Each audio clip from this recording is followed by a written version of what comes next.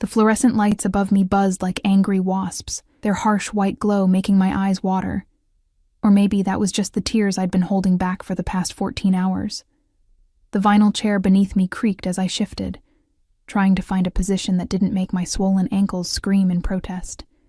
The waiting room of St. Michael's Hospital smelled of antiseptic and desperation, a combination I'd grown intimately familiar with over the past 9 months. I pressed my palm against my belly, feeling the tight rhythmic contractions that had brought me here at 3 a.m. Alone. Always alone now. The divorce papers had been finalized 6 months ago. 6 months since Marcus had looked at me with those cold, distant eyes and told me he couldn't do this anymore. He'd left before I could tell him about the baby. By the time I'd worked up the courage to call, his number was disconnected, his apartment cleared out, and his social media accounts deleted. It was as if he'd erased me, erased us, from his entire existence. Mrs. Chen? A nurse with kind eyes and exhaustion written across her face appeared in the doorway. "We're ready for you now. It's Ms. Rivera," I corrected softly, hauling myself to my feet. The name felt foreign on my tongue now. This reclaimed identity I'd gone back to after the divorce. Sarah Rivera. Not Sarah Chen. Not Mrs. Anybody. The contraction hit me like a freight train halfway down the corridor, and I gripped the wall, breathing through the pain the way the YouTube videos had taught me. The nurse waited patiently, her hand on my elbow, steadying me. "First baby?" she asked. Yes, the word came out as barely a whisper. The delivery room was too bright, too cold, too real. They got me into the hospital gown, a humiliating paper-thin thing that tied in the back, and hooked me up to monitors that beeped steadily, tracking my baby's heartbeat. Our baby. Mine and Marcus's, except he'd never know, never care, never show up to hold this tiny life we'd created together. "Is someone coming?" the nurse asked, glancing at the empty chair beside my bed. "Family? The father?" I shook my head, unable to speak past the lump in my throat. The hours blurred together after that. Pain and pressure and doctors murmuring to each other in medical jargon I couldn't parse through the haze. I gripped the bed rails until my knuckles turned white, screaming into the void of that sterile room, wishing I had someone, anyone, to hold my hand through this. And then, after what felt like an eternity of agony, I heard it. A cry. High-pitched and furious and absolutely perfect. "It's a girl," the doctor announced, holding up this tiny, writhing creature covered in vernix and blood. A beautiful, healthy girl. They placed her on my chest, and the world stopped. Everything stopped. The pain, the loneliness, the fear. It all melted away as I looked down at her scrunched-up face, her tiny fists waving in the air, her dark eyes that would eventually focus on mine. She was perfect. Absolutely, impossibly perfect. "Hi, baby girl," I whispered, my voice breaking. "I'm your mama. It's just you and me now, okay? Just you and me." But I was wrong. So devastatingly, terrifyingly wrong. The knock on my recovery room door came 4 hours later, just as I'd finally gotten my daughter. Lily, I'd decided to name her, latched in nursing. I looked up, expecting another nurse with more forms to sign or medications to take. Instead, Marcus stood in the doorway. He looked the same. Dark hair styled perfectly. Designer clothes that cost more than my monthly rent. That same sharp jawline I'd once traced with my fingers in the darkness of our bedroom. But his eyes were different now, harder, colder. There was something almost predatory in the way he looked at me, holding our newborn daughter. "Sarah." My name sounded like an accusation in his mouth. "How did you—" I clutched Lily closer to my chest, suddenly feeling exposed in my hospital gown, my hair matted with sweat, my body still aching from labor. "How did you know I was here?" He stepped into the room, and I noticed he wasn't alone. A woman followed him, tall, blonde, wearing stilettos that clicked against the linoleum floor like a countdown to something terrible. She looked at me with barely concealed disgust, her nose wrinkling as if I smelled bad. "I have my ways," Marcus said, his voice smooth and controlled, always so controlled. "Did you really think you could hide this from me?" "Hide it?" The words came out as a bitter laugh. You left, Marcus. You disappeared. I tried to. That's mine. He gestured to Lily, and something in his tone made my blood run cold. Not love. Not wonder at seeing his daughter for the first time. Just ownership. That's my daughter. She's not a possession, I said, my voice trembling but firm. And you gave up any right to her when you left. The blonde woman, his girlfriend, new wife, leaned in and whispered something in his ear. Marcus's expression shifted, something almost like satisfaction crossing his face. Actually, Sarah, I didn't give up anything. We were still married when she was conceived. That means I have parental rights, equal custody at minimum. He pulled out his phone, tapping on the screen. I've already spoken to my lawyer. The words hit me like a physical blow. Custody. He wanted custody. He'd abandoned me, ghosted me completely, and now he wanted to take my baby girl away. You can't, I started, but the door burst open again. This time a doctor entered, not the one who delivered Lily, but an older man with silver hair and a clipboard tucked under his arm. Dr. Patterson, according to his name tag. He looked between Marcus and me with an expression I couldn't quite read. Ms. Rivera, I apologize for the intrusion, but we need to discuss something rather urgent. His eyes flicked to Marcus, privately, if possible. Anything you need to say to her, you can say in front of me, Marcus interjected, stepping closer to my bed. I'm the father. Dr. Patterson's eyebrows rose slightly. Are you? That's interesting, because the genetic screening we run on all newborns flagged something unusual. We ran additional tests to confirm, and he opened his clipboard, scanning the document. Mr. Chen, you are definitively not the biological father of this child. The room went silent. I stared at the doctor, my brain refusing to process what he'd just said. Not the father? That was impossible. Marcus was the only man I'd ever been with. The only one. There had never been anyone else. What? The word came out as a whisper, barely audible over the pounding of my heart. Marcus's face had gone pale, then red, his hands clenching into fists at his sides. That's impossible. She was faithful. I know she was faithful. I'm only reporting the medical facts, Dr. Patterson said calmly. The genetic markers don't match. However, he paused, and something in his expression shifted. Tension. Fear, almost. There is a match in our database. The biological father's DNA is flagged in our system. Flagged, I echoed. What does that mean? It means, a new voice said from the doorway, deep and smooth as aged whiskey, that you and I need to have a conversation, Sarah. I looked up, and my entire world tilted on its axis. The man standing in the doorway didn't just enter the room, he commanded it. Tall, broad-shouldered, wearing a black suit that probably cost more than everything I owned combined. His dark hair was pushed back from a face that could have been carved from marble. Sharp cheekbones, a strong jaw, full lips set in a firm line, but it was his eyes that made my breath catch. Dark, intense, and fixed solely on me, with an expression that made my skin prickle with something between fear and awareness. Behind him stood two other men, clearly security. They wore earpieces and had the kind of posture that screamed military training. One of them scanned the room systematically, his hand resting near his jacket in a way that suggested a concealed weapon. Who the hell are you?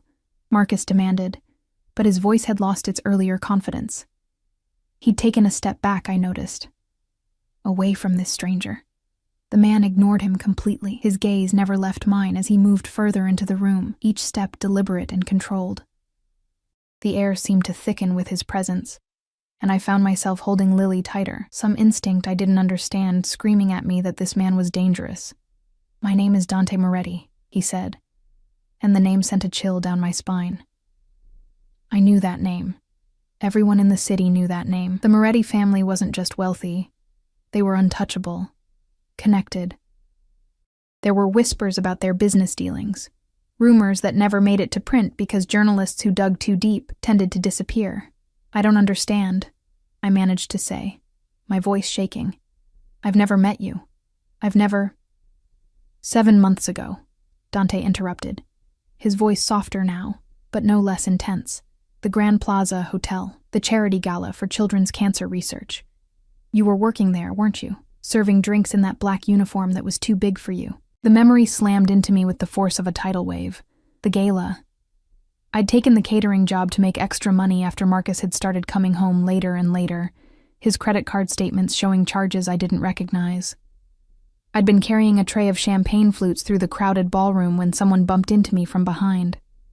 The tray had tilted, and I'd stumbled forward, the glasses sliding, straight into someone's chest. Strong hands had caught me, steadied me. I'd looked up into dark eyes and felt something electric pass between us. He'd smiled. A real smile, not the practiced kind wealthy people gave servers, and told me not to worry about his shirt. "It's just fabric," he'd said. "Are you all right?" I'd nodded, mortified, already stepping back and apologizing profusely, but he'd kept his hand on my arm for just a second longer than necessary, his thumb brushing against the inside of my wrist where my pulse was racing. "What's your name?" he'd asked. "Sarah," I'd whispered. And then someone had called his name, Dante, and he'd been pulled away into the crowd. I'd watched him go, this beautiful, powerful man who'd looked at me like I was more than just invisible help in a too-big uniform. For the rest of the night, I'd felt his eyes on me, tracking my movements across the ballroom. I'd gone home to Marcus that night, crawled into bed beside him, and tried to forget the way a stranger's touch had made me feel more seen than my own husband's ever had. "I remember," I whispered now, looking at Dante Moretti standing in my hospital room, claiming to be my daughter's father. "But we never... nothing happened. You just caught me when I stumbled, that's all." "Is it?" His eyes held mine, and I saw something flicker in their depths. "Think carefully, Sarah. Think about what happened after the gala ended." My mind raced, fragments of memory surfacing like debris after a shipwreck. The gala had run late. I'd been one of the last servers to leave, exhausted and aching in my uncomfortable shoes. I'd walked out the back entrance toward the parking garage, my car sitting in the far corner where employees were required to park. The footsteps behind me, the sudden grip on my arm, spinning me around. Marcus, his breath reeking of alcohol, his eyes wild with something I'd never seen before. "Who is he?" he'd demanded. "Who's the guy you kept making eyes at all night?" "No one," I'd said, confused and frightened. "Marcus, what are you—" He'd dragged me toward a service corridor, and everything after that was fragmented, shouting, his hands on me, rough and angry, me trying to pull away. And then, nothing, a blank space in my memory, like someone had taken an eraser to that night. I'd woken up the next morning in my own bed with a pounding headache and bruises on my arms that Marcus had said were from me, being dramatic and falling when he'd tried to take me home because I'd had too much to drink, but I hadn't been drinking. I never drank at catering events. I couldn't afford to lose the job. "I don't remember," I said slowly, my heart hammering against my ribs. "After the gala, there's a gap. I thought I was just tired, but..." Dante's jaw tightened, and for the first time, I saw pure rage flash across his face. It was there and gone in an instant, replaced by that controlled mask. But it had been real, terrifying and somehow protective. "Dr. Patterson," Dante said, not taking his eyes off me. "Would you mind giving us the room? Mr. Chen as well. This is a private matter." "Now wait just a damn minute," Marcus started. But one of Dante's security guards moved forward, his presence enough to make Marcus stumble back. "The hospital has already confirmed I'm the biological father," Dante said, his voice dropping to something cold and dangerous.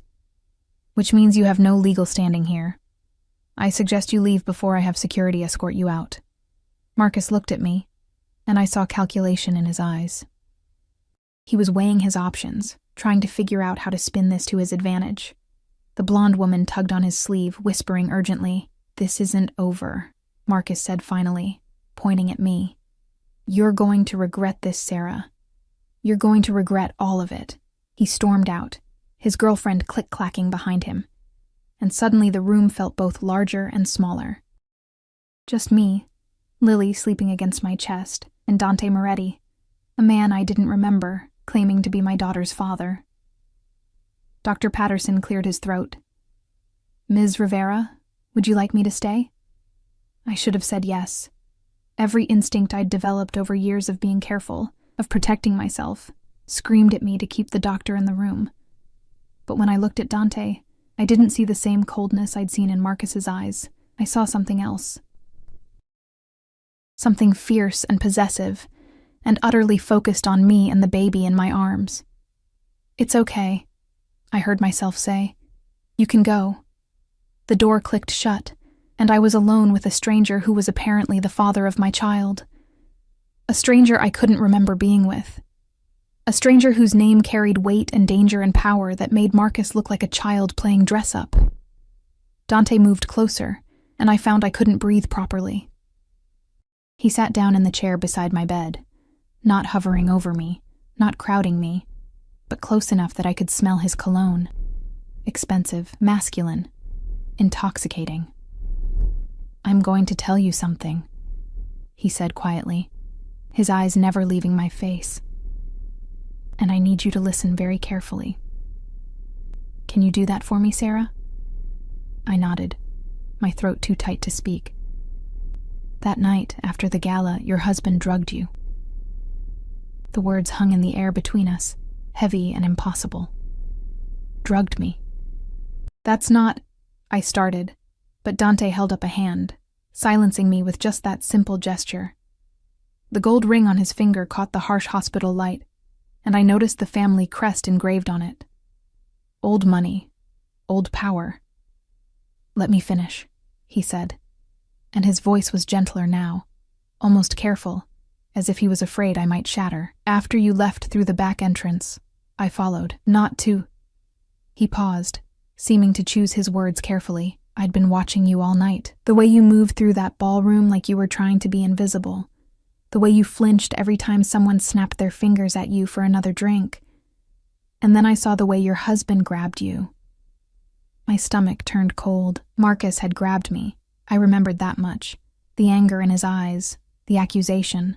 "I confronted him," Dante continued, "in that service corridor, told him to take his hands off you. He got aggressive, started shouting about how you were his wife, and I needed to mind my own business. You were barely conscious by then. Whatever he'd given you was working fast." "Why would he drug me?" The question came out as a whisper. "He was my husband. If he wanted to take me home, he could just—" "Because he was angry," Dante interrupted, and now his voice held an edge of fury that made my breath catch. "Jealous. He'd seen us together when I caught you. Saw the way I looked at you, the way you looked at me, and he wanted to punish you for it." I pulled Lily closer, as if her tiny body could shield me from these terrible truths. She stirred against my chest, making small mewling sounds in her sleep. "I took you from him," Dante said simply. "Told my security to handle your husband. Got you into my car. You were fading in and out of consciousness, mumbling about needing to get home, about how Marcus would be angry if you weren't there when he got back. I took you to my penthouse instead. Had my private physician examine you, make sure whatever he'd given you wasn't going to cause permanent damage." My mind was reeling, trying to process this information, trying to reconcile it with the blank space in my memory. "I don't remember any of this. The drug he used causes temporary amnesia. Rohypnol, most likely. My doctor confirmed it from your blood work." Dante's hands clenched into fists on his knees, and I saw his jaw working. "You stayed in my guest room that night. I sat outside your door to make sure you were safe. In the morning, you woke up confused, frightened. You didn't remember the gala ending, didn't remember your husband attacking you, didn't remember me bringing you to safety. Then how—" I couldn't finish the sentence. "How did we end up conceiving Lily?" Dante's eyes met mine, and I saw something raw and honest in them. "You came out of the guest room around dawn, found me in the living room. You were still disoriented, but you were crying. Said you remembered pieces, remembered Marcus's hands on you. His anger. You asked me why someone who was supposed to love you would hurt you like that." He paused, and I watched his throat work as he swallowed. "I should have called you a car, should have had my driver take you home. But you looked at me with those eyes, the same eyes looking at me right now, and asked me to make you forget, just for a little while. Asked me to help you feel something other than fear and pain. Heat flooded my cheeks as understanding dawned. We slept together. Yes. No apology in his voice, no shame. Just simple acknowledgement, and then you left. Got dressed, called a cab before I could stop you. By the time I got downstairs, you were gone. I tried to find you, Sarah. Spent weeks trying to track you down. But you'd given me a fake last name that night at the gala. Said your name was Sarah Martinez, not Rivera, and you'd quit the catering company the next day. I left because Marcus told me I'd embarrassed him at the gala by getting drunk. I said, the memory surfacing through the fog. He said the catering company had complained about my behavior. I was so ashamed. I quit before they could fire me. He lied to you. Dante's voice was flat, dangerous. Manipulated you. Made you believe you were the problem when he was the one who'd assaulted you. The baby monitor beside my bed beeped steadily, tracking Lily's heartbeat, reminding me that this wasn't just about me anymore. This tiny person sleeping against my chest was the product of that night. Of something I couldn't remember, but that had somehow resulted in the most precious thing in my world. So what happens now? I asked, my voice barely audible. You're her father, biologically. But I don't know you. I don't remember being with you. And I stopped, not sure how to articulate what I knew about the Moretti family without directly accusing him of being involved in organized crime. I'm dangerous, Dante finished for me, and there was something almost like amusement in his voice. I'm connected to things you're better off not knowing about. I'm not a good man, Sarah. I've done things that would make you run screaming if you knew the details. But he leaned forward, and his hand came up slowly, giving me time to pull away. When I didn't, his fingers brushed against Lily's dark hair, so gentle it made my chest ache. But this is my daughter, and you are the mother of my child, which means you're both under my protection now, whether you want to be or not. I don't need protection, I said. But even I could hear how weak it sounded. Marcus had already found me here, had already threatened me. And if what Dante was saying was true, if Marcus had drugged me, assaulted me, then what else was he capable of? Your ex-husband works for the Volkov family, Dante said, and my blood ran cold at the name. The Volkovs were the Russian mob's presence in the city. Brutal. Ruthless. He's one of their money launderers. Has been for the past 3 years. That's why he left you so suddenly. He was being relocated to handle a new territory for them. But he made a mistake. Skimmed money he wasn't supposed to touch, and now he's desperate. What does that have to do with me? Dante's eyes were dark and serious. He thinks if he can prove paternity of your daughter, he can use her to leverage his way back into the Volkov's good graces, offer his firstborn as collateral for his debt. It's barbaric, but it's how they operate. Nausea rolled through me. He would sell his own daughter? He's not her father, Dante corrected, and there was steel in his voice now. I am. And no one, not Marcus Chen, not the Volkovs, not anyone, is going to touch either of you. Do you understand me? I should have been terrified. This man was essentially telling me I was now involved in some kind of mob warfare, that my daughter, hours old, still learning to breathe on her own, was somehow caught in the middle of dangerous men and their dangerous games. But instead, looking at Dante's fierce expression, feeling the protective fury radiating off him, I felt safe. For the first time since seeing those divorce papers, for the first time since realizing I was going to be a single mother, for the first time since Marcus had walked into this hospital room with ownership in his eyes, I felt like someone was actually on my side. I don't understand any of this, I admitted, my voice cracking. Yesterday, I thought I was just a broke, divorced single mom about to raise a baby alone. Now you're telling me I was drugged and assaulted by my own husband, that I slept with a man I don't remember, and that my daughter is somehow valuable to the Russian mob? I know it's overwhelming. Dante's hand moved from Lily's hair to my arm, his touch warm through the thin hospital gown. But I need you to trust me, Sarah, just for now. Just until I can get you somewhere safe. Safe where? I have an apartment. I have a job I need to get back to. Your apartment is being watched. I had my people check before I came here. 3 of Volkov's men in a car across the street. And your job..." He pulled out his phone, tapped a few buttons, then showed me the screen. "Your boss received a call this morning from someone claiming to be your lawyer, saying you're suing the company for pregnancy discrimination and demanding a settlement. Your position has been terminated." The email on his screen was from my manager. Subject line, "Immediate termination." My hands started shaking. "Marcus," I whispered, "he's destroying everything. He's trying to isolate you, make you desperate, make you vulnerable so you'll come back to him. Let him use Lily as his bargaining chip." Dante pocketed his phone and stood, towering over the hospital bed. But he made one critical mistake. "What's that?" He came after what's mine. The possessiveness in those words should have scared me. Should have sent up every red flag imaginable.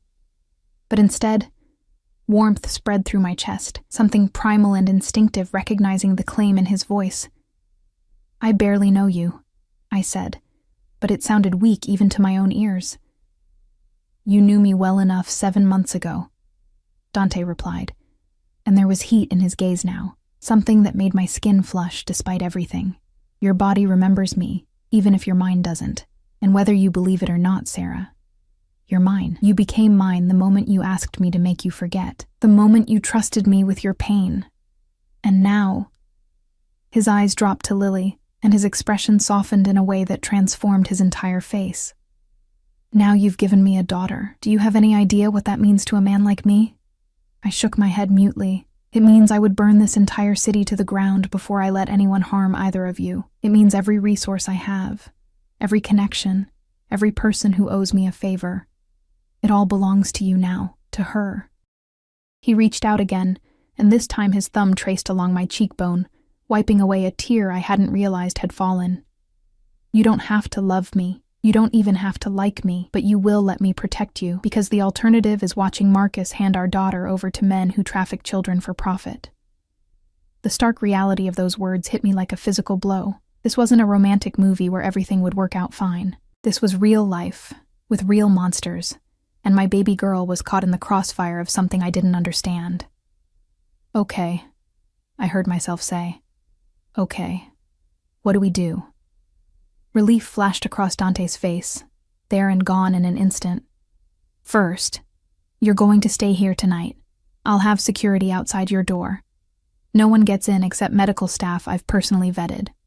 Tomorrow morning, I'm moving you to one of my properties, somewhere safe, secure, where Marcus can't find you. And then I handle your ex-husband." The way he said it, cold, final, made me wonder exactly what handle meant in Dante Moretti's world, but that's not something you need to worry about. Your only job is to focus on healing and taking care of our daughter. Our daughter. He kept saying that, claiming Lily as his own without hesitation, without question. And despite everything, despite the insanity of this entire situation, I found I wanted him to keep saying it. Wanted to believe that I wasn't alone anymore. A knock on the door made us both tense.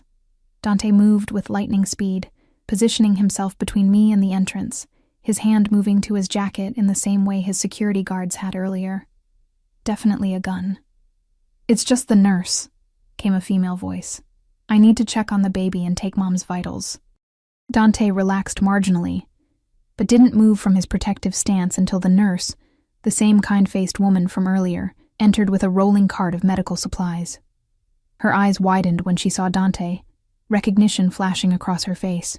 Everyone knew the Morettis, but she quickly schooled her expression and turned to me with a professional smile.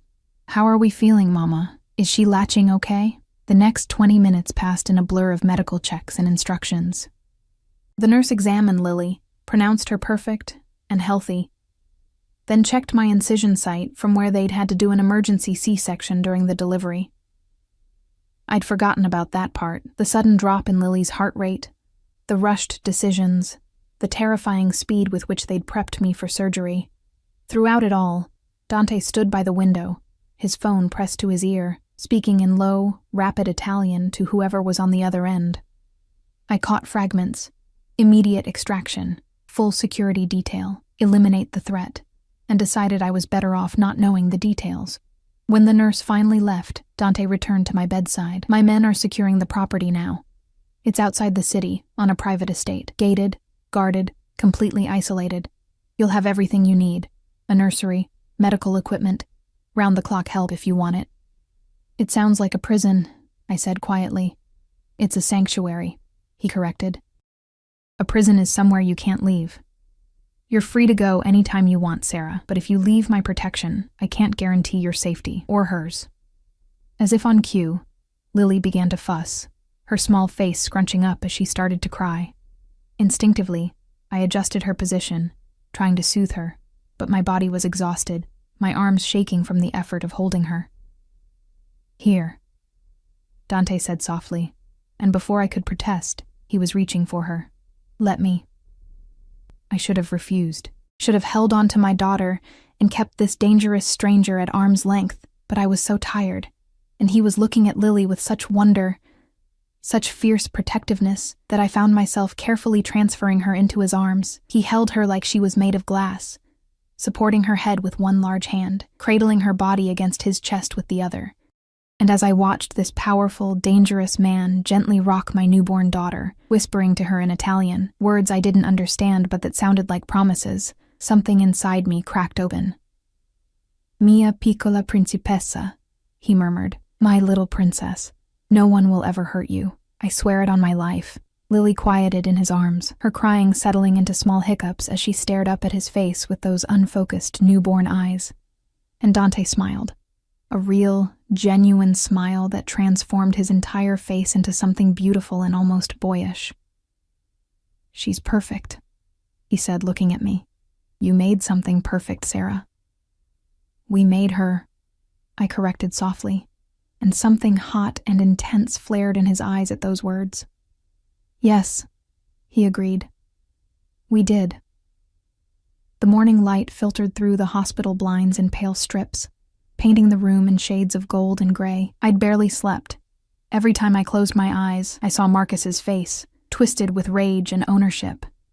Or I saw Dante, this beautiful stranger, who'd somehow become the father of my child, holding Lily with such tenderness, it made my chest physically ache. 2 men stood outside my door now. Dante's security. One was tall and broad-shouldered with a scar running through his left eyebrow. The other was leaner, younger, but his eyes held the kind of alertness that suggested military training. Every time a nurse approached, they checked credentials, spoke into their earpieces, confirmed clearance before allowing entry. It should have felt suffocating. Instead, it felt like the first full breath I'd taken in months. Lily nursed contentedly at my breast, her tiny fingers splayed against my skin.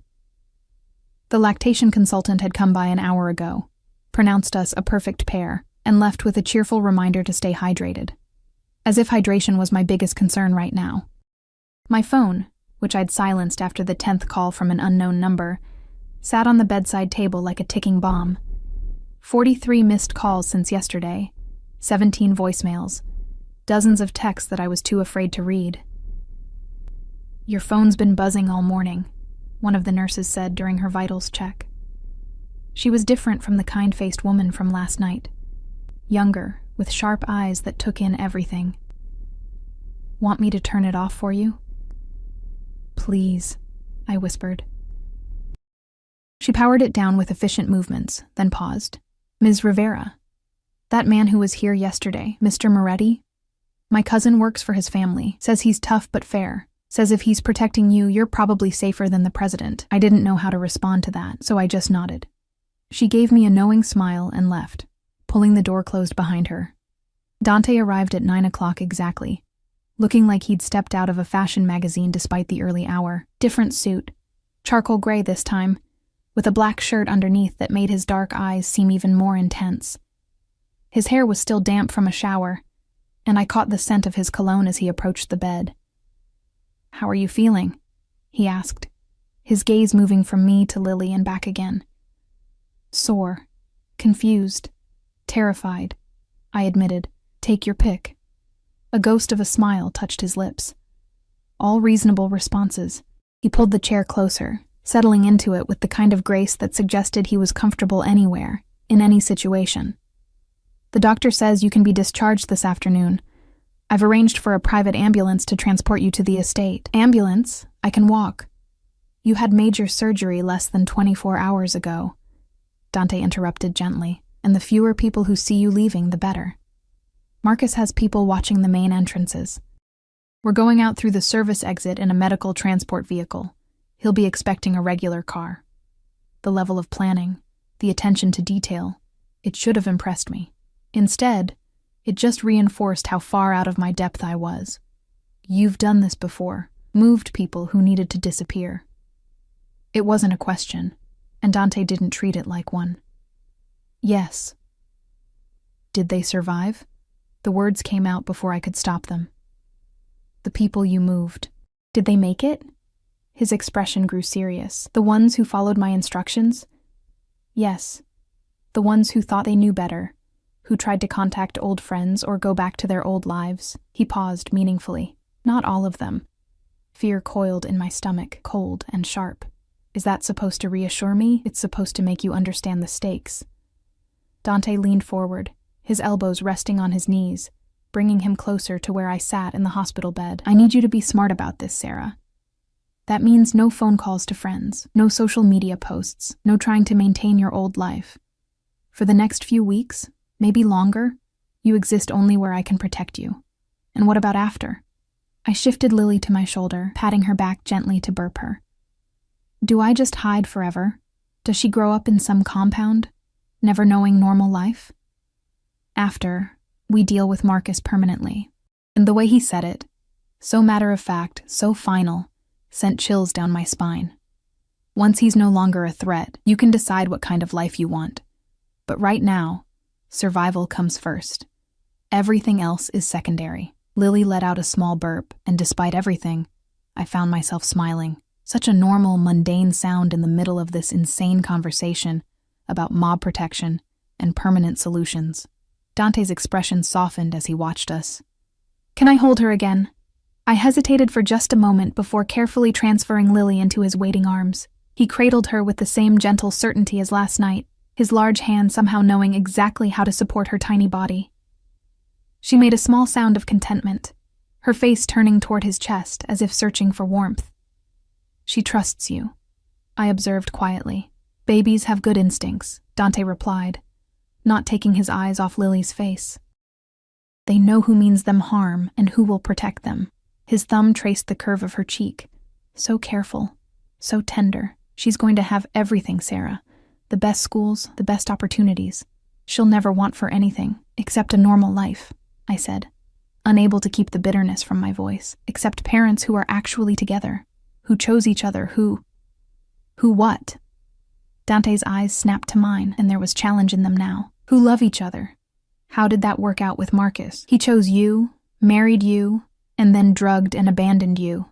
Sometimes the conventional path isn't the safe one. He wasn't wrong, but that didn't make this situation any less terrifying. I don't even know you. Then get to know me. He said it simply, as if it was that easy. We have time.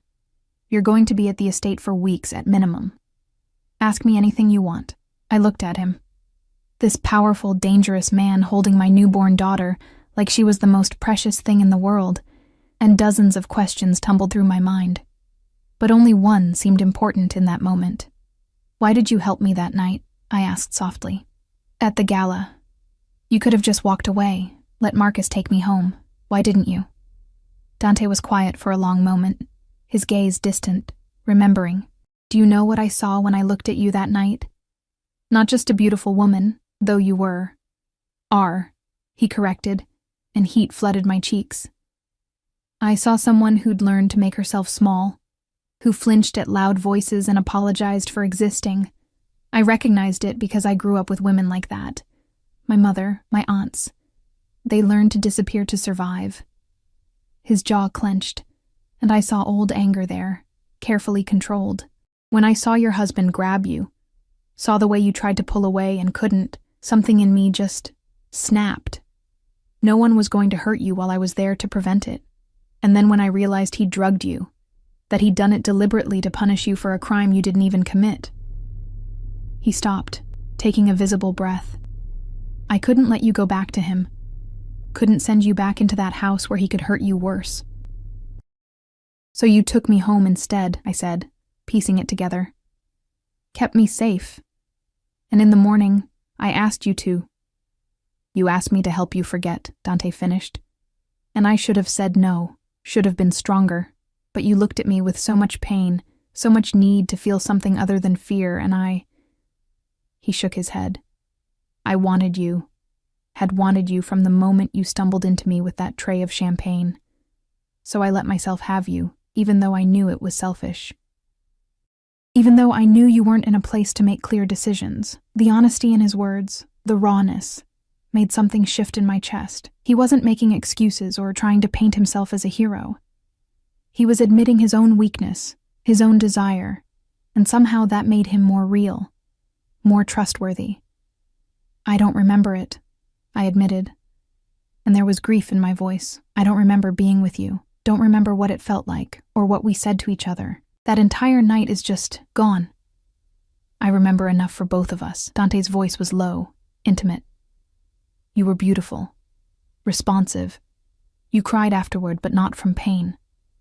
From relief, you said, like something inside you that had been locked away finally broke free. My breath caught, and I felt tears prick at my eyes. To know that somewhere in my lost memories was a moment of genuine pleasure, of connection. It was both comforting and devastating. I wish I could remember, I whispered. Maybe it's better that you don't. Dante shifted Lily carefully, tucking her more securely against his chest. That way, there's no history weighing us down, no expectations or disappointments. We get to start fresh, get to know each other as we are now. With her as our reason, a knock on the door interrupted us. The scarred security guard, I'd learned his name was Marco, leaned in. Boss, we've got a situation. Dante's entire demeanor changed in an instant. The gentle father disappeared, replaced by something cold and commanding. What kind of situation? Chen's outside the main entrance with 2 Volkov enforcers. They're demanding to see Ms. Rivera and the baby. Hospital security is stalling, but get her ready to move. Now. Dante stood smoothly, transferring Lily back into my arms with practiced ease. We're leaving through the service entrance in 5 minutes. Have the ambulance ready. Sir. Marco hesitated. They've got the service entrance covered too. Someone tipped them off about the private transport. Dante's expression turned murderous. Then we go up. Up? I echoed, fear spiking through me. The roof. Dante was already moving, pulling out his phone and barking orders in rapid Italian. I have a helicopter standing by. We'll extract from there. A helicopter? My voice came out too high, panicked. I just had surgery. I have a newborn, we can't. We can and we will. Dante's hand cupped my face, forcing me to meet his eyes. Sarah. Listen to me. If Marcus gets to you, if the Volkovs get their hands on Lily, you will never see her again. Do you understand? They will take her, and you will spend the rest of your life wondering where your daughter is, what they're doing to her. Is that what you want? No. The word came out as a sob. No. Please, then trust me. His thumb wiped away the tears on my cheeks. Trust me to keep you both safe. Can you do that? I looked into his dark eyes and saw absolute certainty there.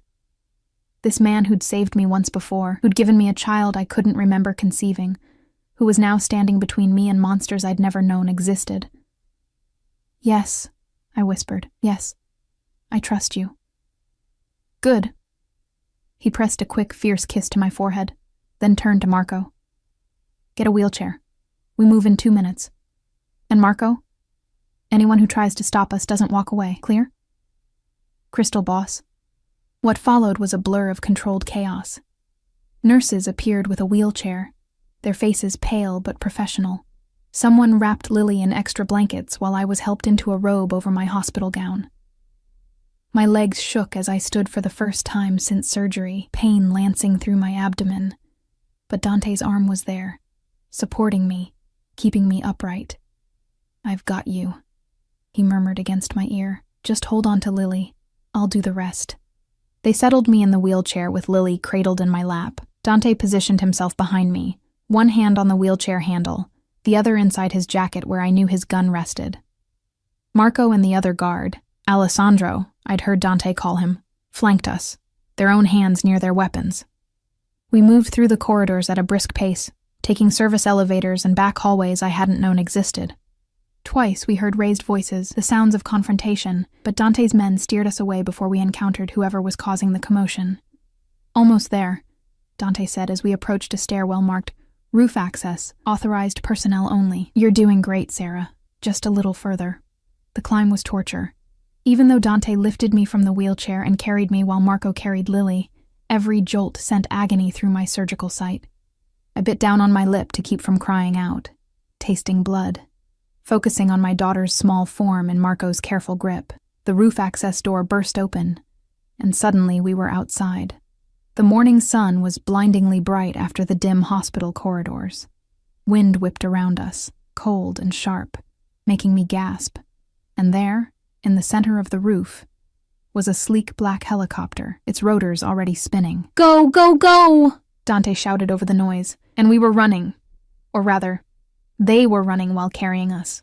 The helicopter door slid open, and hands reached out to help us inside. Dante practically threw me into a seat, then took Lily from Marco, and secured her in some kind of specialized infant carrier that was already strapped in. "Boss, we've got company," Alessandro yelled, and I looked back to see the roof access door slam open. Marcus emerged, flanked by two massive men in dark suits. Even from this distance, I could see the rage on his face. Dante's gun was out in a heartbeat, trained on the approaching men. "Get us airborne. Now." The pilot didn't need to be told twice. The helicopter lifted, and my stomach dropped as we rose into the sky. Through the window, I watched Marcus running toward us, shouting something I couldn't hear over the rotor noise. He looked furious, desperate, dangerous.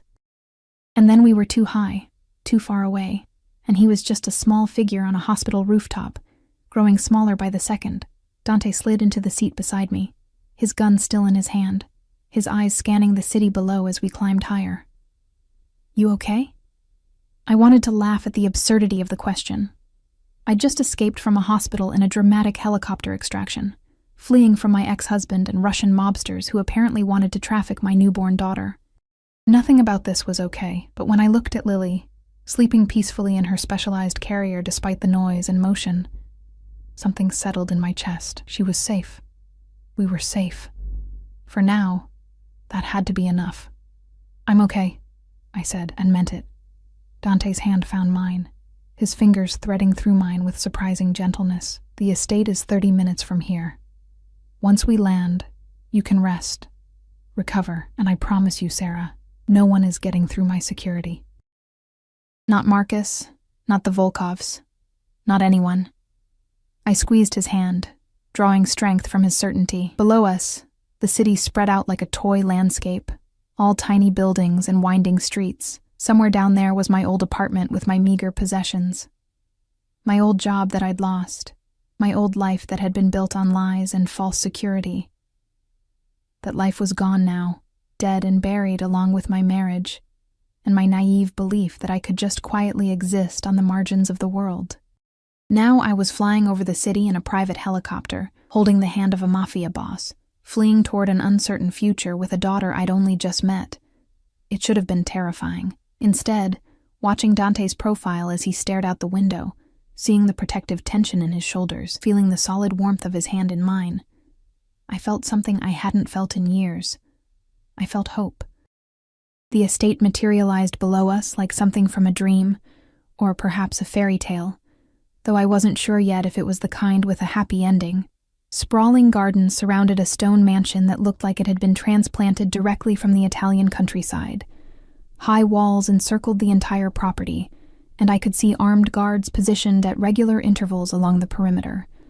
A gilded cage, I thought, then immediately felt guilty. These people were protecting us. This was sanctuary, not imprisonment. The helicopter touched down on a private helipad near the main house, and the moment the rotors began to slow, Dante was in motion. He unbuckled Lily's carrier with practiced efficiency, had he researched infant safety seats, and lifted her out, cradling her against his chest before turning to help me. "Easy," he murmured as I tried to stand. My legs nearly buckled, the pain from the surgery making everything spin. Dante's arm came around my waist, supporting most of my weight. "I've got you." A woman appeared beside us, early 50s, silver hair pulled back in an elegant bun, wearing dark slacks and a cream blouse. Her face was kind, but professional, and she immediately assessed me with the practiced eye of someone who'd dealt with traumatized people before. "Ms. Rivera, I'm Elena. I'll be coordinating your care while you're here." Her voice carried a faint Italian accent. "We have a medical suite prepared on the first floor. No stairs for you to navigate. Dr. Castellano is standing by to examine both you and the baby." "I just left the hospital," I protested weakly, but Elena was already guiding us toward the house with Dante on my other side. "Hospital doctors are competent," she said diplomatically. "But Dr. Castellano has been with the Moretti family for 30 years. He'll ensure you're healing properly, and that the baby hasn't been stressed by the unconventional departure." The inside of the mansion was breathtaking. All marble floors and vaulted ceilings, with artwork that looked museum quality adorning the walls. But Elena led us quickly through the grandeur to a wing that felt more intimate, more lived in.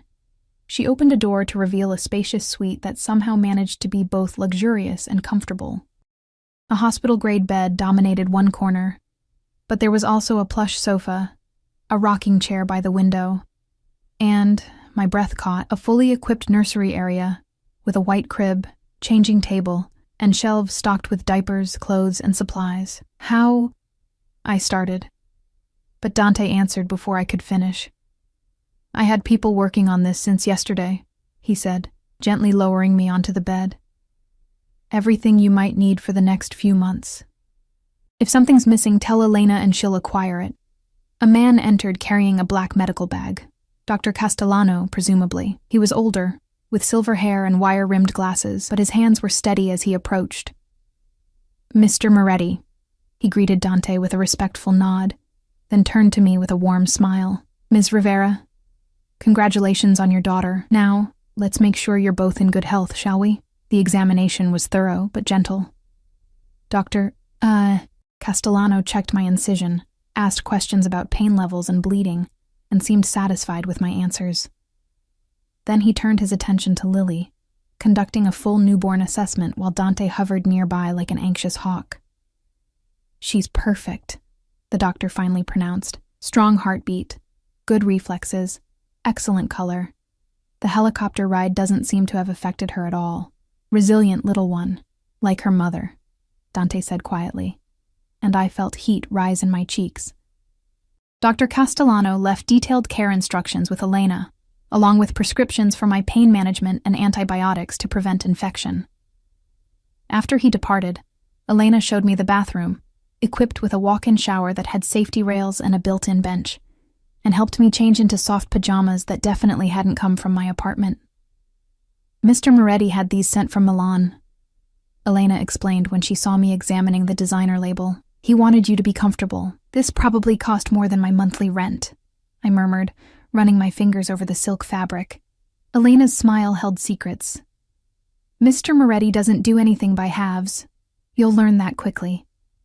Once I was settled back in bed with Lily nursing contentedly, Elena excused herself, leaving me alone with Dante. He'd removed his jacket and rolled up his shirt sleeves, making him look slightly less intimidating but no less powerful. He stood by the window, looking out over the gardens, his phone pressed to his ear as he spoke in rapid Italian. I caught fragments. Chen, Volkov, permanent solution, and decided I didn't want to know the details. Whatever Dante was planning for Marcus, it was probably better if I maintained plausible deniability. He ended the call and turned to find me watching him. "You should rest. You've been through hell in the past 24 hours. "I don't think I can sleep," I admitted. "Every time I close my eyes, I see Marcus on that roof, or I think about what could have happened if we hadn't gotten away." Dante crossed the room and settled into the rocking chair beside the bed, close enough that I could reach out and touch him if I wanted. "He can't reach you here. The estate has military-grade security, facial recognition cameras, armed patrols, sensors on every inch of the perimeter. A mouse couldn't get in without me knowing about it." "And what about getting out?" The question slipped out before I could stop it. His expression grew serious. "Sarah, I meant what I said at the hospital. You're not a prisoner. If you want to leave, I won't stop you. But I strongly advise against it until Marcus is no longer a threat. Once he's handled, you can go anywhere you want, do anything you want. I'll provide security, financial support, whatever you need." "Why?" I shifted Lily to my other breast, trying to ignore the ache in my surgical site. "Why do all of this for someone you barely know?" "Because she's mine." Dante's eyes dropped to Lily, and his expression softened in that devastating way that made my heart skip. "Because you carried my child, brought her into this world, and kept her safe when you had no idea who I was, or that I even existed. That kind of strength, that kind of dedication, it deserves to be protected, honored." He leaned forward, his elbows resting on his knees, bringing him closer.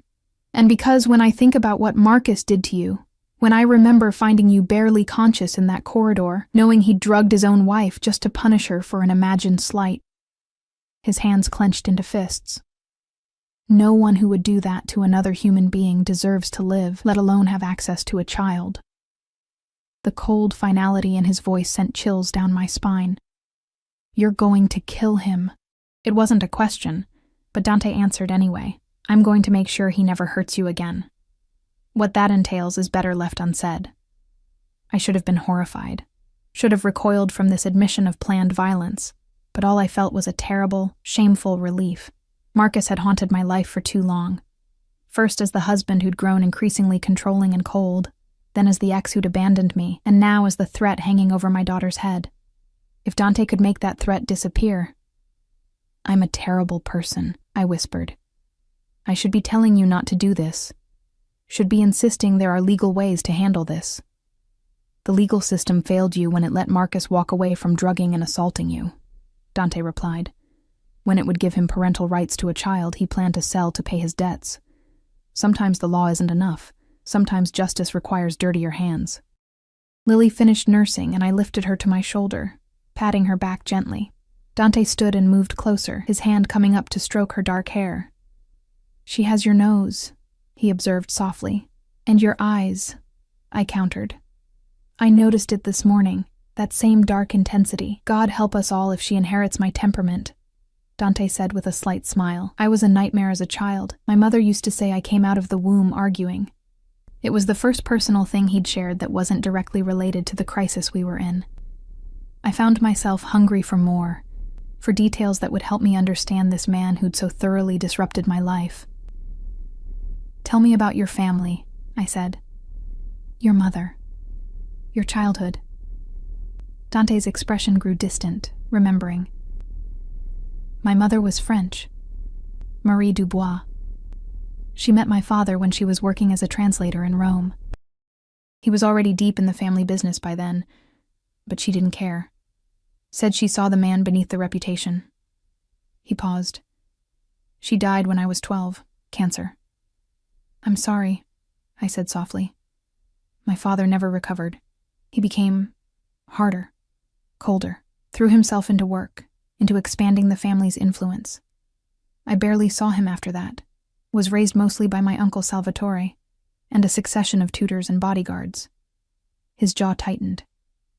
"I swore I'd never be like him. If I ever had a family, I'd be present, involved. I wouldn't let work consume everything. Is that why you're here?" I asked. "Instead of handling Marcus yourself?" "Marco and Alessandro are more than capable of managing that situation," Dante replied. "My place is here, with you." With her, his finger traced Lily's tiny hand, and she reflexively gripped it, making him smile. "I won't be an absent father, Sarah. I know this situation is far from conventional, but I meant what I said. She's mine. And I take care of what's mine." The possessiveness in his words should have bothered me, but instead it settled something anxious in my chest. For so long I'd felt alone, invisible, like my existence barely registered in the world. But the way Dante looked at me, at Lily, we weren't invisible to him. We were seen, protected, claimed. A soft knock interrupted us. Elena entered carrying a tray laden with food. "You need to eat, Ms. Rivera. Keep your strength up for nursing. The smell of fresh bread and soup made my stomach growl, reminding me I hadn't eaten since yesterday. Elena set up a bed tray, and I realized the soup was minestrone, hearty and rich, with vegetables and pasta in a savory broth. There was also crusty bread, sliced fruit, and a chocolate pastry that looked sinful. "This is too much," I protested weakly, but Elena just smiled. "You're feeding 2 people now. Eat." Dante took Lily from me so I could eat properly. Watching him hold her, this powerful, dangerous man cradling my tiny daughter with such careful tenderness, something shifted deep in my chest.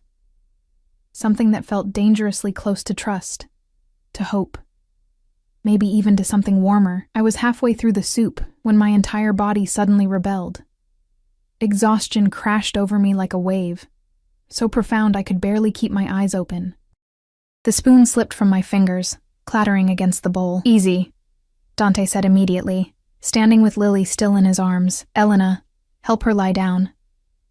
"I'm fine," I tried to say, but Elena was already gently removing the tray and helping me recline against the pillows. My surgical site throbbed, my breasts ached from nursing, and every muscle in my body felt like it had been wrung out and left to dry. "You're not fine.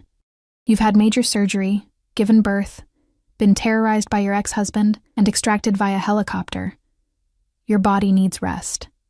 Dante laid Lily in the bassinet beside my bed, then pulled a blanket over me. "Sleep. I'll stay and watch her."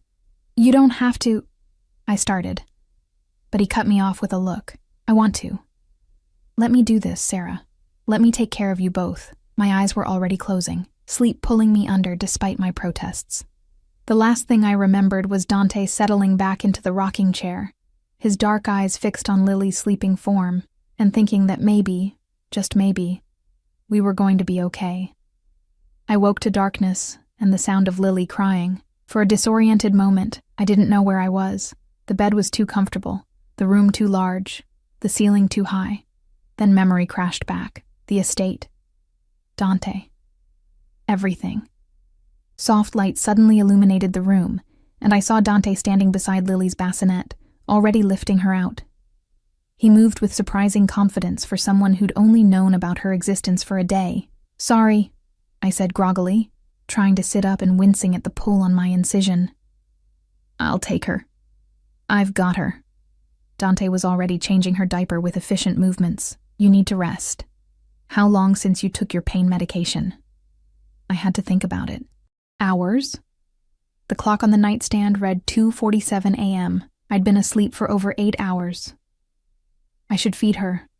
Then get comfortable. I'll bring her to you." He finished with the diaper, wrapped Lily back in her blanket, and carried her to the bed. I adjusted my position, and he carefully placed her in my arms, then handed me the glass of water and pain pills Elena had left on the nightstand. "Take these first." I swallowed the medication and got Lily latched while Dante settled back into the rocking chair. It should have been awkward, this intimate moment of feeding our daughter with him watching, but somehow it wasn't. It felt natural. Right. "You're good at this," I observed. "The diaper changing. I barely know what I'm doing." "I watched YouTube videos," Dante admitted, and I blinked in surprise. "After you left the hospital, I spent 3 hours researching infant care.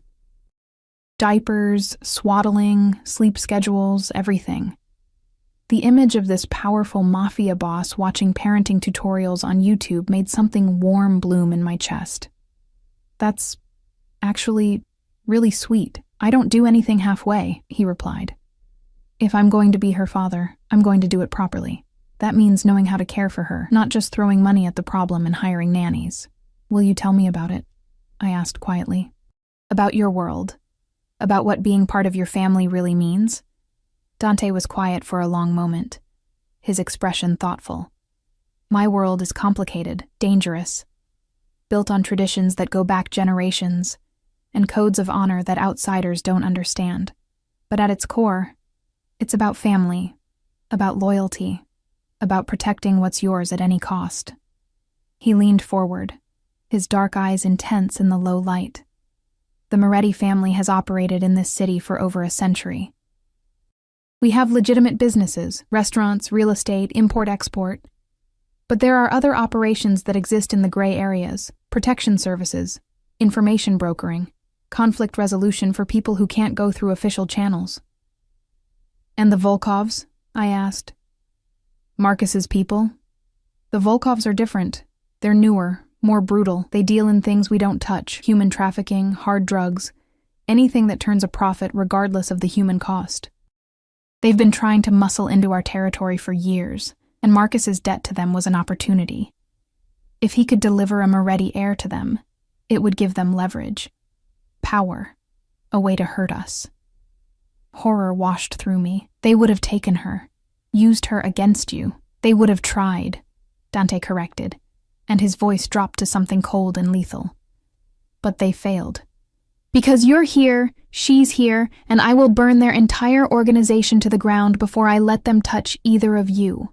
Lily had finished nursing, her eyes drifting closed in that milk-drunk contentment all newborns had. I lifted her to my shoulder, and Dante immediately stood to take her, burping her with the confidence of someone who'd watched those YouTube tutorials very carefully. What happens now? I asked. With Marcus? With the Volkovs? Now we wait, Dante replied, gently rocking Lily. My people are working on locating Marcus and determining how deep his involvement with the Volkovs goes. Once we have that information, we'll handle it. Permanently. He placed Lily back in her bassinet, making sure she was swaddled properly before turning back to me. In the meantime, you heal. You bond with our daughter. You adjust to being here. And when you're ready, if you're ready, we talk about what comes next, for all of us.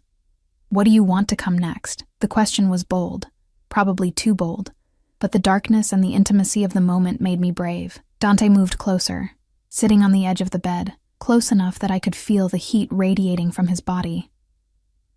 I want you to stay, not just until the threat is eliminated, but after. I want to build something here, Sarah, a real family. Not the cold, distant thing I grew up with, but something warm, safe, real. His hand came up to cup my face, his thumb tracing my cheekbone. I know it's fast. I know you don't remember being with me. Don't know me beyond these intense circumstances. But I feel something when I look at you. Something that goes beyond just protecting the mother of my child. And I hope that given time, you might feel it too. My heart was pounding so hard I was sure he could hear it. Dante, you don't have to answer now, he said softly. I'm a patient man when it matters. I can wait for you to heal, to feel safe, to decide what you want. But I needed you to know that I'm not just offering protection. I'm offering partnership, family. A real future if you want it. Before I could respond, his phone buzzed. He pulled it out, his expression darkening as he read the message. What is it? I asked, fear spiking through me. Marco has located Marcus, Dante said, his voice cold. He's at a Volkov safe house on the south side, negotiating terms for delivering you and Lily to them in exchange for his debt being forgiven. Rage and terror warred in my chest. He's really going to do it. Going to try to take our daughter. He's going to try, Dante agreed, standing, but he won't succeed. I need to handle this, Sarah. Need to end this threat tonight so you can stop looking over your shoulder. Be careful, I said, and was surprised by how much I meant it. This man who was still essentially a stranger had become important to me with startling speed. The thought of something happening to him made my chest tight with anxiety. Dante leaned down and pressed a kiss to my forehead, then another to Lily's sleeping form. I'll be back before sunrise. Elena will stay with you. If anything happens, anything at all, she has protocols to move you to a secure location, but nothing will happen. I promise you that. And then he was gone, striding out of the room with purpose and lethal intent, leaving me alone with our daughter and a fear that coiled tight in my stomach. I knew what he was going to do, knew that somewhere in the city, Marcus's time was running out. And despite everything, the fear, the uncertainty, the moral complications, all I felt was relief. Because my daughter would be safe. Because the man who'd hurt me, betrayed me, tried to sell his own child, would never be able to do it again. Dante Moretti was keeping his promise. He was protecting what was his. Dawn broke over the estate in shades of pink and gold, painting the gardens in soft light that should have been peaceful. Instead, I sat in the rocking chair by the window with Lily in my arms, watching the sunrise and waiting for Dante to return. Elena had brought me tea an hour ago, her face professionally neutral, but her eyes betraying concern. "He'll be fine," she'd assured me. "Mr. Moretti always comes home," but I'd heard the emphasis on always, the slight hesitation that suggested there had been close calls, times when coming home hadn't been guaranteed. Lily stirred against my chest, making small mewling sounds. I adjusted her position, marveling at how something so tiny could have completely transformed my entire existence in less than 48 hours. 2 days ago, I'd been alone, preparing to raise a child as a single mother, resigned to a life of struggle and invisibility. Now I was in a mansion, under the protection of a man who claimed to be willing to burn the city down for us. A man who'd gone to eliminate my ex-husband, because that ex-husband had tried to sell our daughter to the Russian mob. The surreal nature of it all should have made it feel like a nightmare.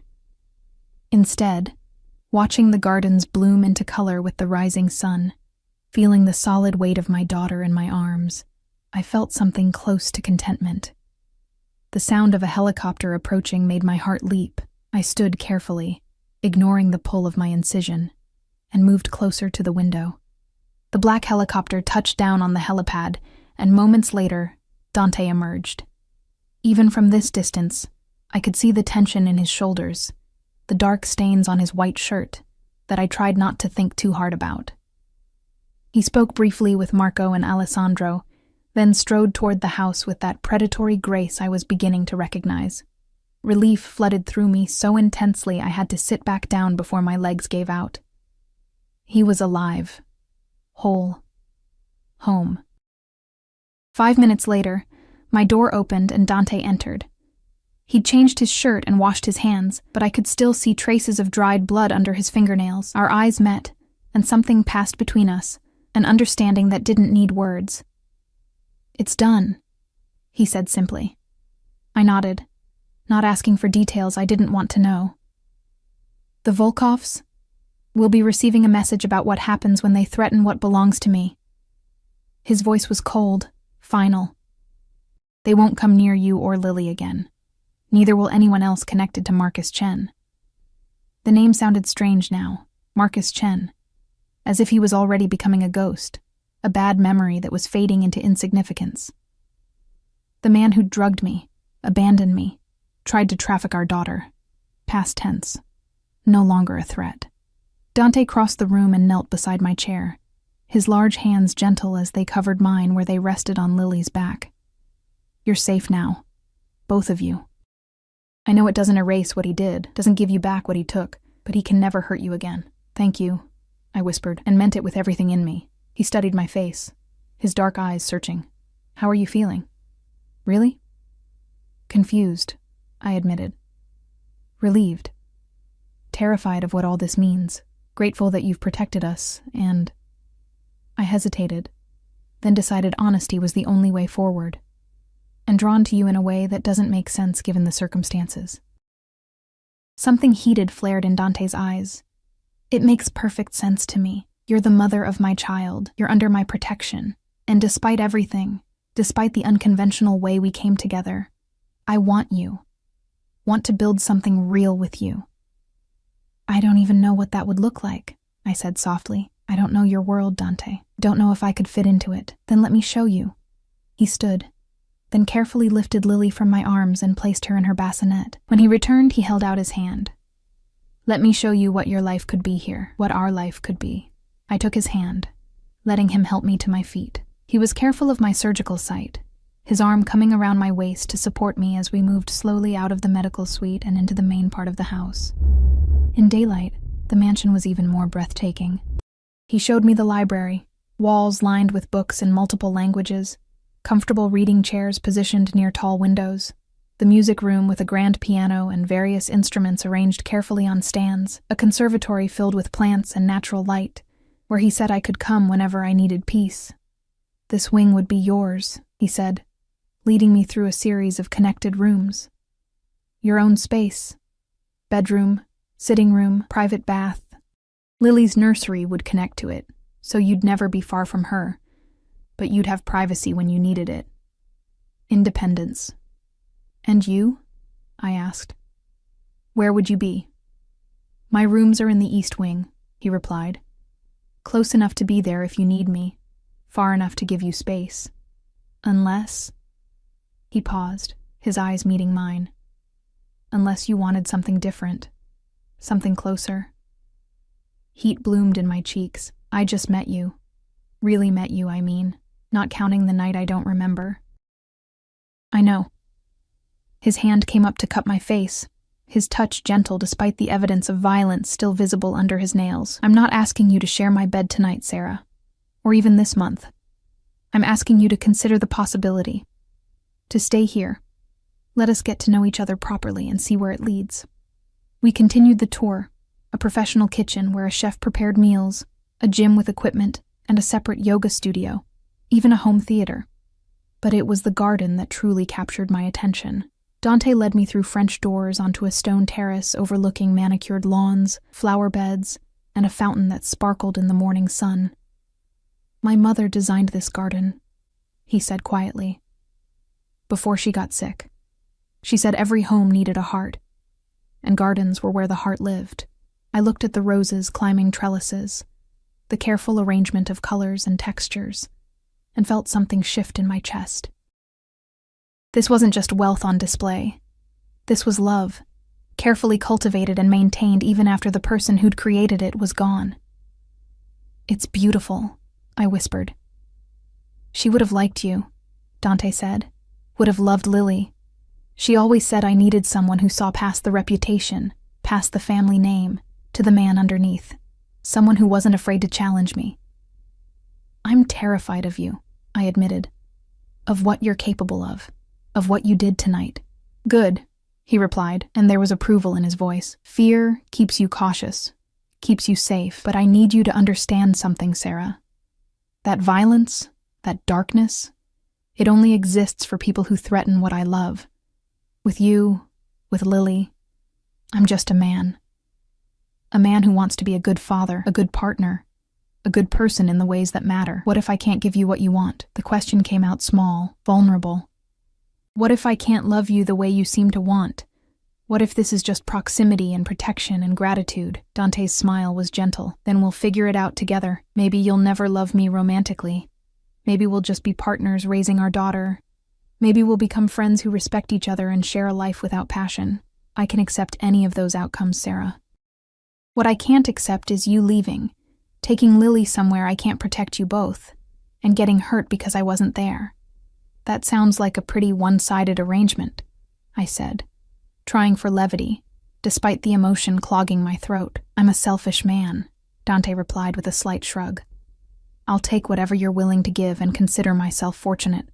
Besides, his eyes held mine, intense and unwavering. I have faith that given time, you'll come to trust me, to care for me. Maybe even to want me the way I want you. I'm a patient man when the reward is worth it. A cry from inside interrupted us. Lily, awake and demanding attention. Dante immediately turned toward the sound, but I stopped him with a hand on his arm. Let me, I said, but come with me. We returned to the medical suite together, and I lifted Lily from her bassinet, settling into the rocking chair to feed her. Dante pulled up a smaller chair beside us, watching with that same fierce tenderness I was beginning to recognize as uniquely his. Tell me about your family traditions, I said as Lily nursed. If I'm going to raise her in your world, I need to understand it. So he told me. About Sunday dinners where the entire extended family gathered, children running through the gardens while adults argued about politics and business over wine. About name days and feast days, celebrations that lasted from dawn to midnight. About the importance of loyalty, of keeping your word, of protecting family above all else. It's not always easy, he admitted. There are expectations, rules, ways of doing things that go back generations. But there's also love, support, the knowledge that you're never alone, never without backup. When you're part of this family, You're part of something bigger than yourself. And Lily? I asked softly. What kind of life will she have? Whatever kind she wants, Dante replied firmly. I won't force her into the business, won't make her carry burdens she doesn't choose.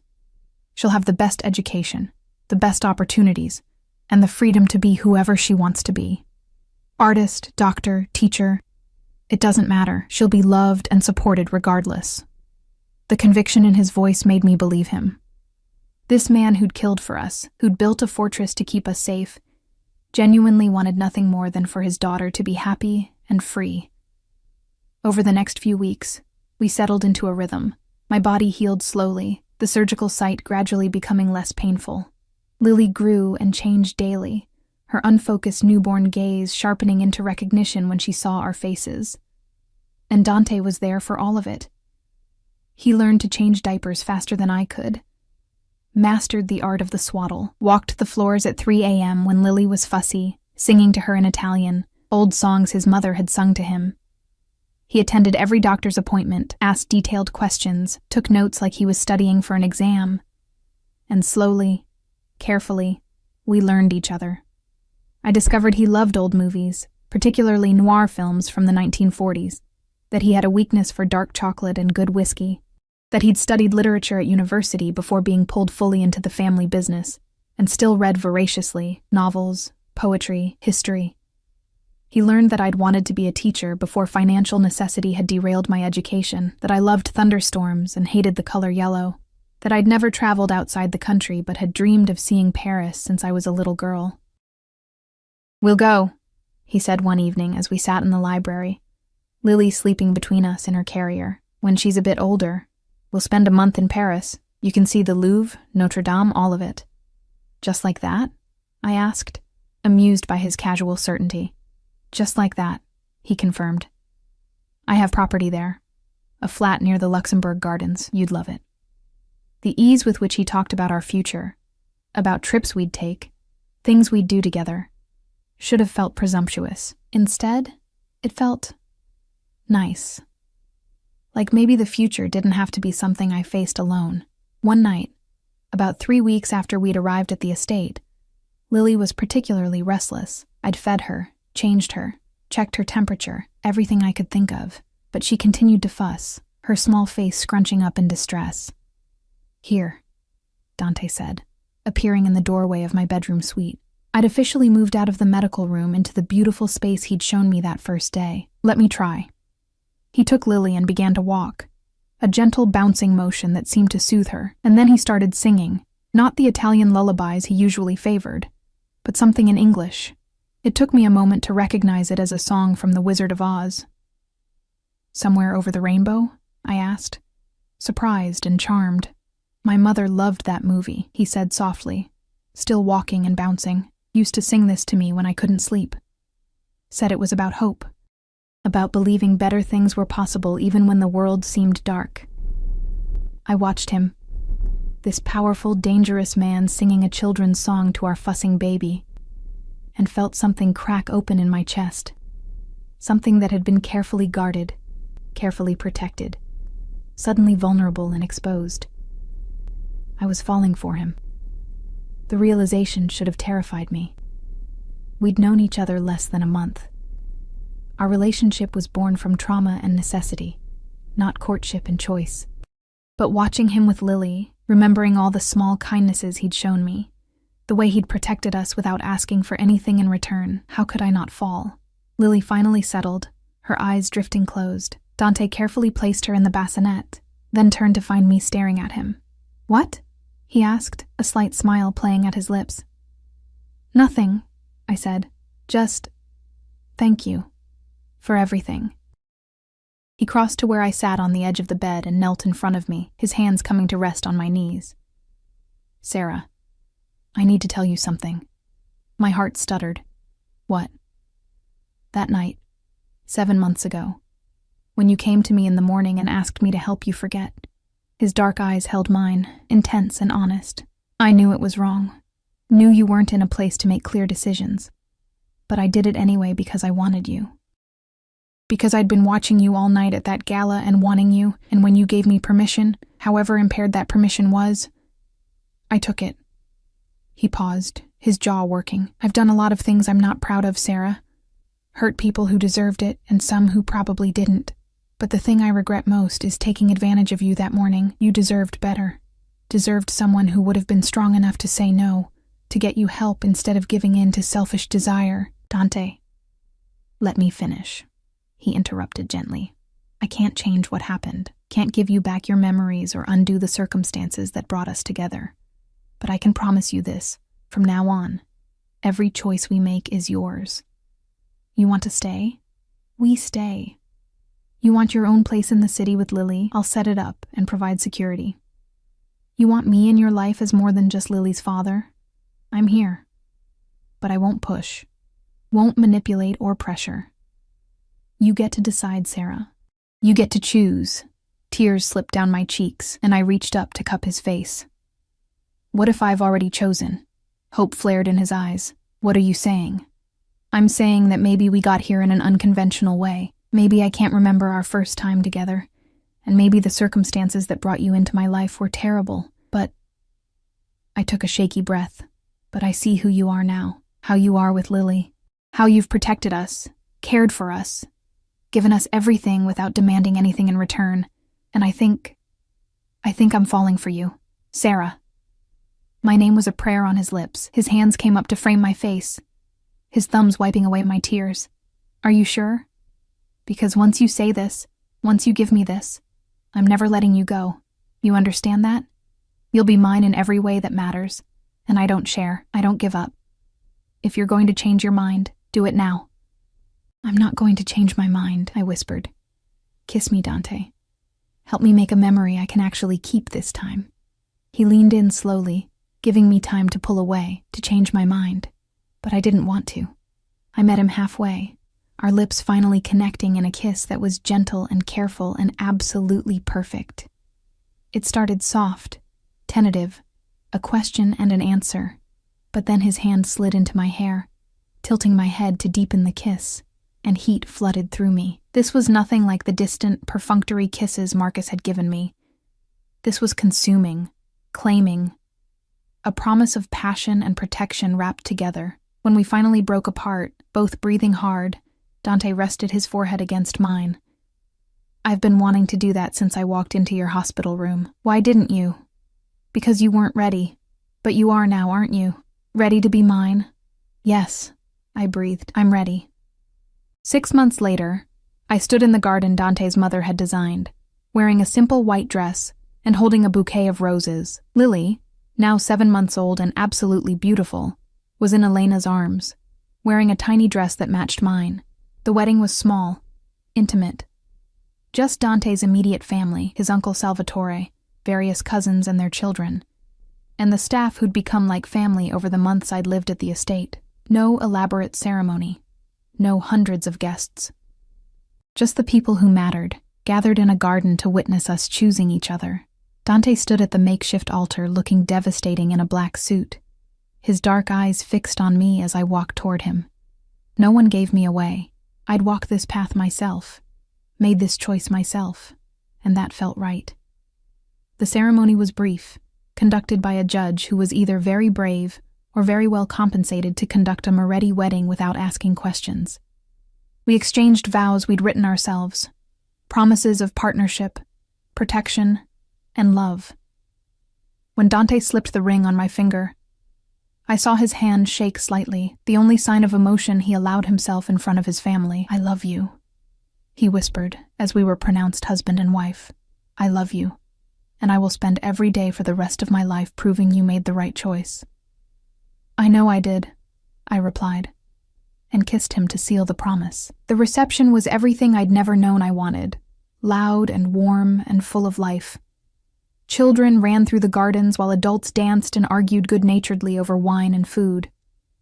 Lily was passed from person to person, cooed over and spoiled by what seemed like dozens of relatives who'd instantly claimed her as their own. Happy? Dante asked, pulling me close as we danced under the stars. Incredibly, I admitted, resting my head on his shoulder. 6 months ago, I thought my life was over.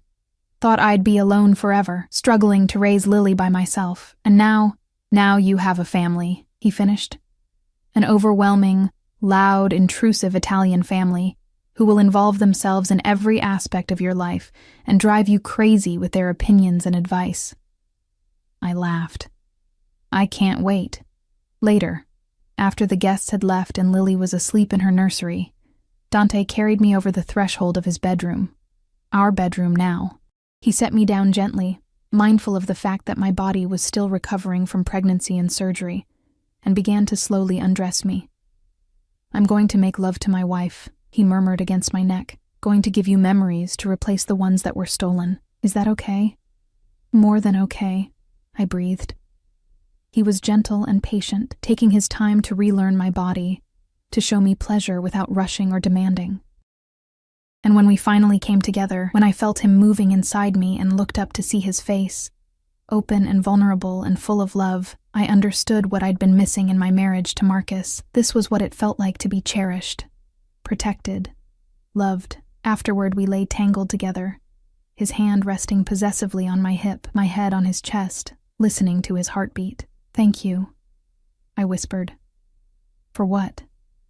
"For saving me, for loving Lily, for giving me a life I never dreamed was possible. Sarah." He tilted my face up to look at him. "You saved yourself. You survived being drugged, abandoned, and terrorized. You brought our daughter into this world alone and kept her safe. All I did was provide the framework for you to thrive. Don't forget that. We saved each other then," I compromised. "Deal?" "Deal," he agreed and kissed me again. 2 years later, I sat in the same garden, watching Lily chase butterflies on chubby toddler legs, while her baby brother, Antonio, named after Dante's grandfather, napped in the carrier against my chest. I'd finished my teaching degree online, and in the fall, I'd start teaching at a private school in the city. Dante had bought the building and renovated it specifically so I could pursue my dream safely. Life wasn't perfect. There were still threats, still dangers that came with being part of the Moretti family, but Dante had built walls around us, metaphorical and literal, that kept the darkness at bay. And within those walls, we'd created something beautiful. Lily squealed with delight, and I looked up to see Dante striding across the lawn, home from whatever business had taken him to the city. She ran to him on unsteady legs, and he scooped her up, tossing her in the air and catching her while she giggled. "Mama!" she called, pointing at me. "Papa home!" "I see that, baby girl," I called back, smiling. Dante carried her over and sat beside me on the blanket, Lily immediately reaching for her sleeping brother. "Gentle," Dante reminded her. "Baby Tonio is sleeping." "Soft," Lily agreed, carefully patting Antonio's head before scrambling off to chase more butterflies. Dante's arm came around my shoulders, pulling me close. "How was your day?" "Perfect," I said honestly. "Absolutely perfect." And it was. Because somehow, through trauma and fear and impossible circumstances, we'd found each other. We'd built a family. We'd created a life filled with love and laughter and hope. I still didn't remember that night 7 months before Lily was born. Maybe I never would. But looking at the life we'd built, at the children we were raising, at the man who'd proven every single day that he loved me, I didn't need to remember. The present was more than enough. The future stretched ahead of us, bright with possibility. And I was exactly where I belonged.